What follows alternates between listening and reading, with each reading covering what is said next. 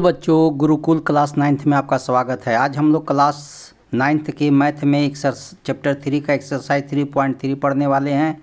यह बहुत ही महत्वपूर्ण चैप्टर है और इसमें 2 ही क्वेश्चन है, लेकिन दोनों क्वेश्चन जो है महत्वपूर्ण है और इससे मतलब स्थान आपको कोई भी सवाल दे दिया तो उसका किस चतुर्थांश में पड़ेगा यह आपको समझना। तो अभी 3.2 जो वीडियो पीछे पढ़े थे, देखे थे, उसमें क्या था कि कौन वैल्यू किस स्थान में हो सकता है, इसके बारे में हम आपको समझाए थे पिछला वीडियो में ही, जो इस तरह से आपको समझाए थे।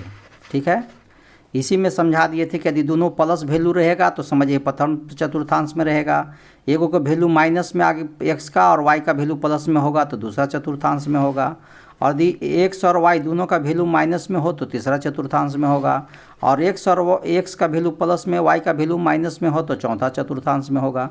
तो आपको यही पूछना चाह रहा है यह क्वेश्चन कि कौन चतुर्थांश में होगा। देख लीजिए, पहला क्वेश्चन कह रहा है कि -2,-4। तो बोलिए -2,4 क्या होगा? माइनस है पहला और दूसरा प्लस है, तो देखिए पहला माइनस है दूसरा प्लस है, मतलब दूसरा चतुर्थांश में होगा। ठीक है, तो इस तरह से है, लेकिन इसके कोई चतुर्थांश में तो होगा ही है। कार्तिक तल पर इसका स्थान निर्धारित करके अपने उत्तर सत्यापित कीजिए। मतलब इसका किस जगह पर होगा, इसको इस तरह से ग्राफ के अंतर्गत आप बैठा करके दिखा भी दीजिए। तो चलिए हम लोग देखते हैं कि कहाँ होगा। ठीक है, तो यही आपको सब पॉइंट को दिखाना है ग्राफ में। तो चलिए हम लोग दिखाते हैं। तो चलिए पहला वैल्यू है, देख लीजिए यहाँ पर हम लोग लिख लिए हैं -2,4। तो -2 कहाँ होगा? एक्स में देखिए -2 यहाँ है, और वाई में कितना चाहिए? तो वाई में 4 चाहिए। ठीक है, -2,4, तो एक्स का -2 और वाई का -4 इस पॉइंट पर होगा। ठीक है, -2,4, तो लिख दीजिए -2,4, यह हो गया स्थान। अब देखिए 3,-1 दूसरा है, 3,-1, तो 3 तो यहाँ पर एक्स में 3 यहाँ हो गया, और वाई में देखिए -1 है, यहाँ पर मिल जाएगा। एक्स का 3 और वाई का -1 इस पॉइंट पर मिलेगा। तो कितना हो गया? -1,0। देख लीजिए यह चौथा चतुर्थांश में हो गया। ये पहला है, दूसरा है, तीसरा है, चौथा है। अब आइए -1 और 0, तो एक्स में -1 और वाई में 0 यही पॉइंट पर हो गया, लाइने पर हो गया एक्स अक्ष पर। ठीक है, तो इसी पॉइंट पर हो गया, इसलिए यह हो गया -1 और 0। फिर 1,2, तो एक्स में 1 और वाई में 2 इस पॉइंट पर हो जाएगा। एक्स में कितना? एक्स में 1 और वाई में 2, तो एक्स में 1 आपका यहाँ देखिए ये हो गया और वाई में 2 हो गया, तो इस तरह से 1,2 हो गया। अब क्या है? y में -3 और इसमें -5, तो y में कितना होगा? इसमें कितना होगा? -3, तो x का -3 हो गया, और y का -5 देख लीजिए नीचे आएगा, x का -3 और y का -5 इस पॉइंट पर आ जाएगा। कितना हो गया? तो -3,-5 हो गया।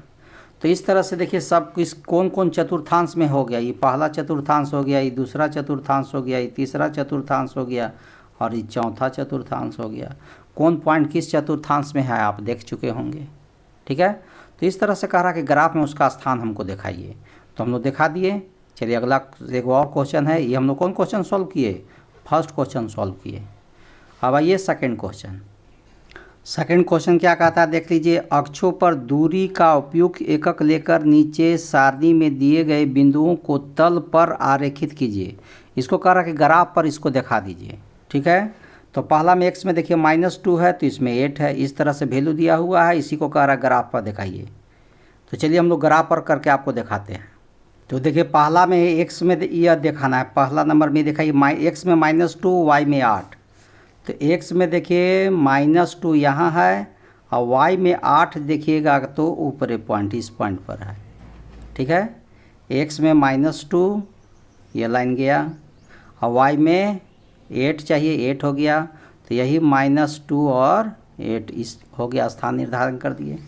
दूसरा देखिए -1 और 7, x में -1 और 7, तो x में देखिए -1 यहाँ है और y में 7 देखिए यहाँ पर है।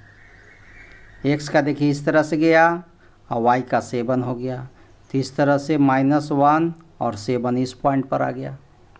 दूसरा देखिए 0 और y में -1.25, तो x का तो 0 ही हो गया और y में कितना चाहिए, तो y में -1.25, तो यहाँ तो 1 हो गया माइनस में और 2 पॉइंट, यहाँ होता 1.5, इसके बीच में थोड़ा सा ले लेंगे तो यहीं पर हो जाएगा, क्योंकि वो x का वैल्यू देख लीजिए 0 है। x का वैल्यू 0 मतलब लाइने पर रहेगा, इसी पॉइंट पर रहेगा। ठीक है, तो आपको यहाँ पर आपका वैल्यू हो गया 0 और -1.25। अब आइए अगला का है 1 और 3 है, तो x में 1 हो गया और y में 3 हो गया, इस पॉइंट पर हो गया। x में 1 देख लीजिए, x में 1 है, y में 3 है, तो x का 1 ऐसे गया, y का 3 इधर आया, इस पॉइंट पर मिलेगा, तो 1,3 हो गया। अब क्या है 3,-1, x में 3 हो गया तो x का 3 हो गया और y में चाहिए -1, तो y में -1 देखिए नीचे है, y का -1 नीचे है, तो 3 और ये -1 आके इस पॉइंट पर मिलेगा, तो 3,-1 यही हो गया। तो यही सवाल का आंसर था दूसरा क्वेश्चन के लिए। कौन क्वेश्चन के लिए? सेकंड क्वेश्चन के लिए। तो यही सेकंड क्वेश्चन को ग्राफ में दिखाना था, जो हम लोग दिखा दिए। ठीक है, तो इस तरह से यह जो चैप्टर 3 था, जिसमें 3 एक्सरसाइज थे, यह तीनों एक्सरसाइज समझ गए हम लोग। अब हम लोग अगला चैप्टर 4 में जो है फिर मिलेंगे। जय हिंद, जय भारत।